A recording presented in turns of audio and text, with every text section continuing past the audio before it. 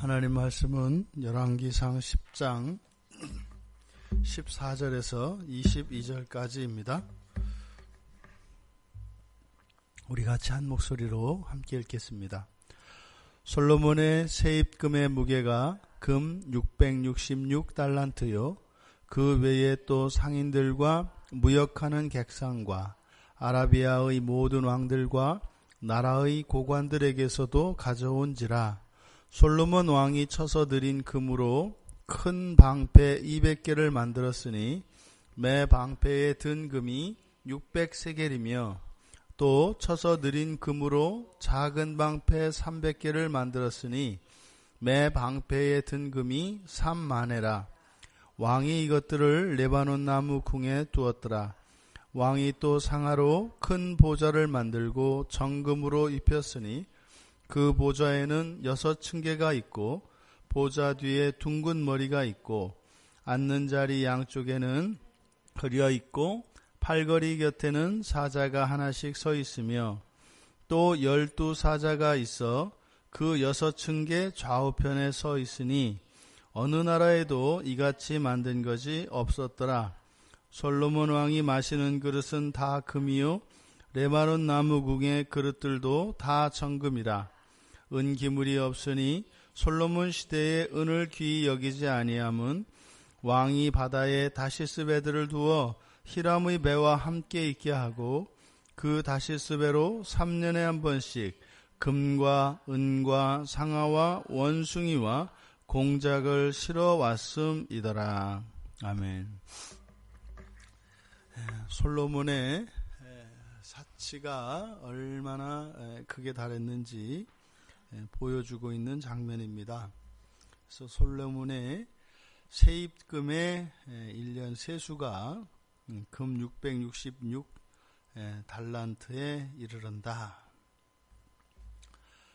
지금 보면 그 15절에 보면 그 외에, 그래서 15절에 나와 있는 내용이 14절에 있는 666, 금 666 달란트의 그 세입금의 구체적인 내용으로 해석을 하기도 하고, 또 우리말 그대로 금 666 달란트 외에 또 상인과 무역상들과 아라비아의 왕들 고관들에서 또 가져오는 것이 추가로 있었다. 이렇게 해석을 하는 두 가지 경우가 있습니다. 어찌하였든 굉장한 양의 금입니다. 굉장한 양입니다. 이게 어느 정도로 많았느냐? 16절을 보니까 16절, 17절에 금으로 방패를 만들었다고 합니다. 그러니까 실제로 이것은 전투에서 사용되어지는 그런 방패는 아닌 거죠. 왜냐하면 금이라고 하는 금속이 실제로 이 금은 굉장히 무겁습니다. 그러니까 가장 비중이 높은 금속이죠. 그래서 굉장히 무겁습니다. 지금 방패를 큰 방패 200개, 작은 방패 300개를 만들었다고 하는데, 말 그대로 이것은 그냥 얇게 도금한 것이 아니라 쳐서 느린 것이라고 하니까 나무로 만들어서 전체를 금으로 씌웠든지 아니면 금으로 만든 것이든지 둘 중에 하나입니다. 그러니까 그냥 살짝 도금한 이런 것이 아니라 여기에 들어간 금의 양도, 큰 방패는 대략 지금 우리의 도량형으로 환산하면 대략 7kg 정도 됩니다. 금 7kg이면 그 가치가 얼마겠어요? 어마어마한 가격입니다. 7kg짜리 방패를 200개를 만들고, 또 작은 방패는 대략 4kg 정도 되거든요. 그러니까 이제 4kg 정도 금으로 이렇게 만든 방패가 또 300개. 그러니까 이것은 절대 전투용이 아니라 어떤 공식 행사 때 쓰거나 그런 행사용으로 만든 것이죠. 이것은 단지 솔로몬의 부를 과시하기 위한 그런 것에 불과합니다. 게다가 솔로몬의 보좌를 만들었는데 또 상하로 큰 보좌를 만들었다.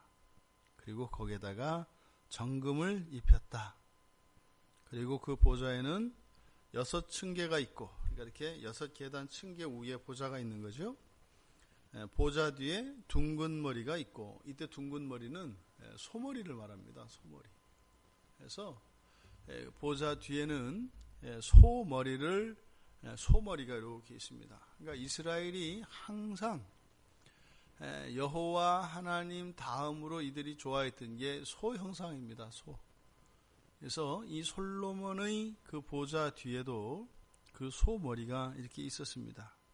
그리고 양쪽으로 사자가 하나씩 서 있고, 또 계단 6개에 두 줄로 들어서서 12사자가 쭉 만들어서 세워져 있었습니다. 또 솔로몬이 사용하는 이 그릇들은 전부 마시는 그릇은 다 금이었다. 그리고 심지어는 레바논 궁들에 있는 그런 그릇들도 다 정금이었다. 그러니까 은은 아예 쓰지도 않았다.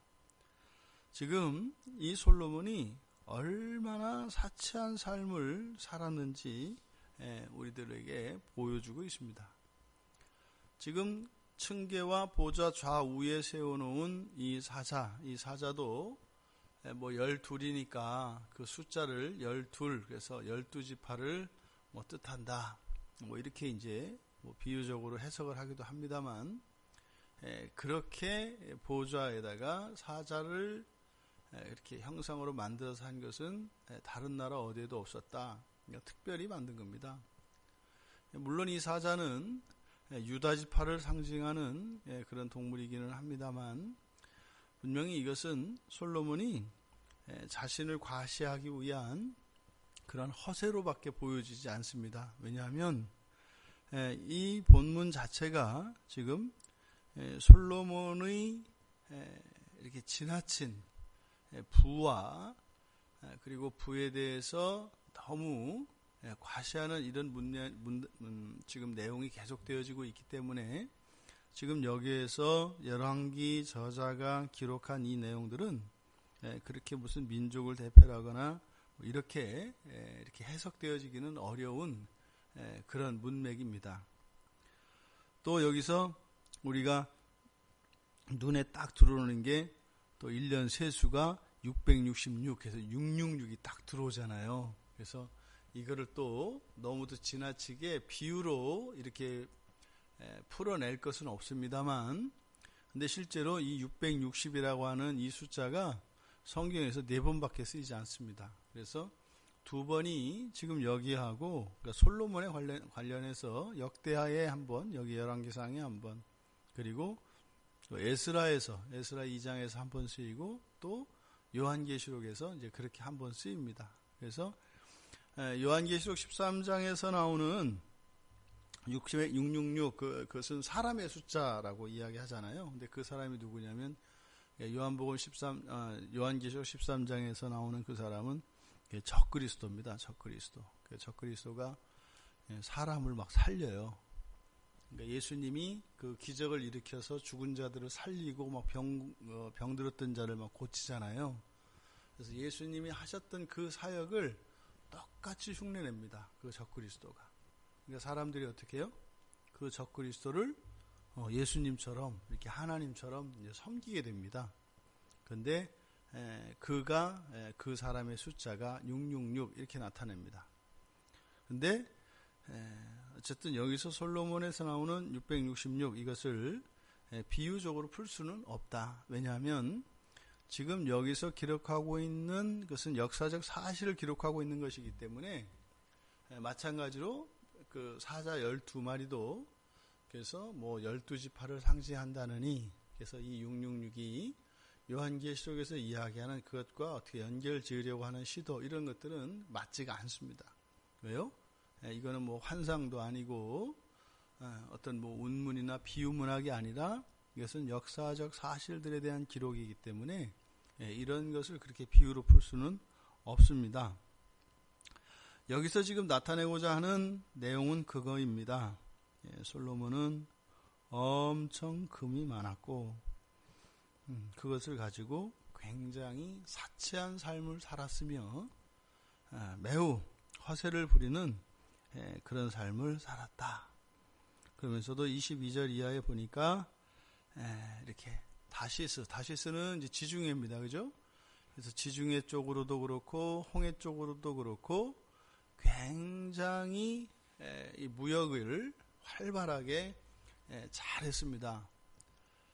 그러니까 오늘날 딱 왔더라면 뭐 최고의 대통령이 될 텐데요. 그래서 뭐 경제 대통령 뭐 이런 거 좋아하지 않습니까? 그랬던 사람으로 나옵니다. 오늘 우리가 이 본문을 통해서 우리들이 교훈을 얻을 수 있는 것이 있다면 지금 솔로몬에게 주어진 이 엄청난 부, 그것은 결국 솔로몬 개인에게는 다른 사람들이 보았을 때는 그것이 영광스러운 것이고 부러움의 대상이었겠습니다만 솔로몬 개인에게는 큰 화가 되었습니다. 그래서 이 엄청난 부로 인해서 결국은 솔로몬이 타락을 하게 되거든요. 이렇게 하면 안 되죠.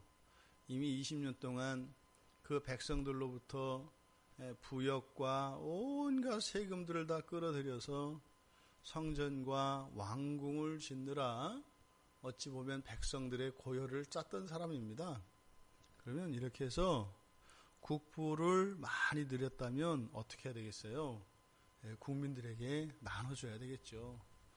국민들이 한 것은 당연한 것이고 그건 뭐 지나간 거고 그 이후로 국가가 안정을 찾아가며 이렇게 무역을 통해서 국제교역을 통해서 얻어들인 이 세수들을 이 수익금들을 가지고 이렇게 사치한 삶을 살아가는 이 모습은 오늘날 우리들에게 주는 교훈이 큽니다.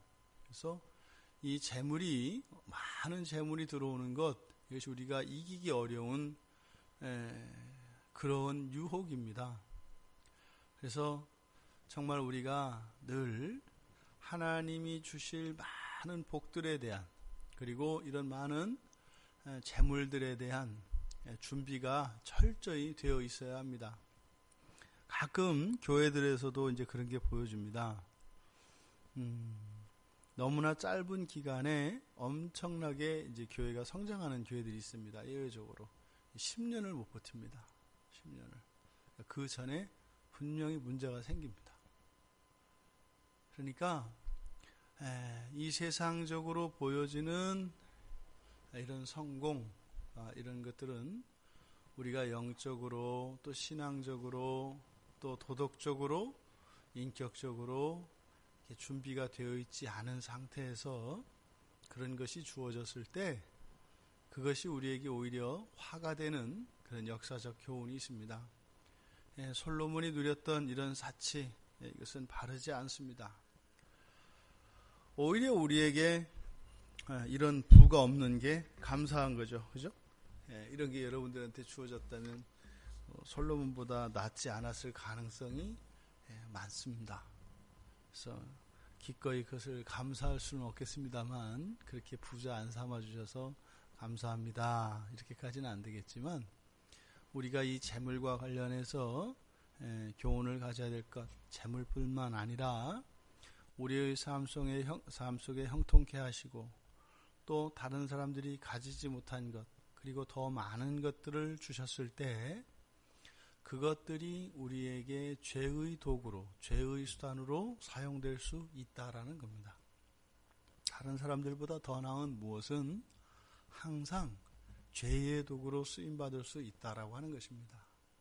그래서 하나님이 주신 것은 그런 목적을 위해서 주신 것이 아닐 터인데 그래서 여기서는 단지 솔로몬의 부의 문제를 가지고 이야기했습니다만 또 우리들 각자에게 각양의 은사들이 있습니다. 그런 것들이 또 다른 사람들은 가지지 못한 나만이 가지고 있는 이런 은사가 그래서 자랑이 되어서는 안 될 것입니다. 그리스도인들에게 주신 이런 모든 은사들과 달란트들은 하나님 나라를 또 이웃들과 지체들을 섬기도록 주신 것입니다. 그러니까 우리에게 더 많은 능력과 역량이 있다면 오히려 낮아질 수밖에 없는 거예요. 왜요? 그런 능력들은 섬기도록 우리에게 주어진 것이기 때문입니다.